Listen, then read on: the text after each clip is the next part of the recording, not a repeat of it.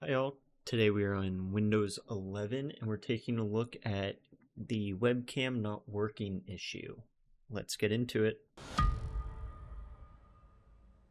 So to start off, what we're going to do is we're going to come down to the start menu and we're going to type in camera.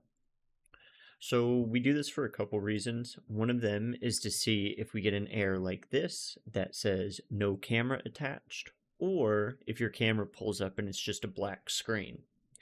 If you're on a laptop and it's a fairly new laptop or within maybe, let's say, like the last 5 years, and it's just showing a black screen, what I want you to do is run your finger along the top or the side of the top of the screen and see if there's a switch that allows you to switch the camera lens off. Some laptops now have a built-in camera protector, and that's typically what it is. It's a little silly. Some people just don't even know it's there, and then it ends up getting swiped by accident and closed, and now your camera is not working. If you're getting an error like this, it could be a couple issues.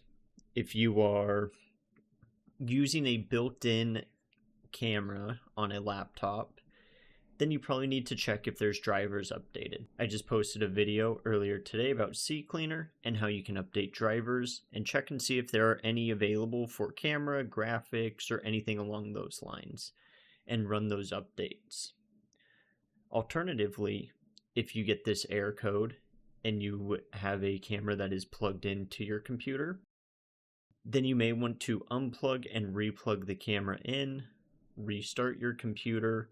It could be a multitude of issues, but your computer is not seeing the camera. If the camera is plugged into the computer, it has a light on it, but it's still not displaying anything, you are getting this error, then you do want to make sure that your camera is actually getting power. If it's not getting power, then you may have another issue. Let me know if this video helped, leave a comment and subscribe, and I'll see you in the next one.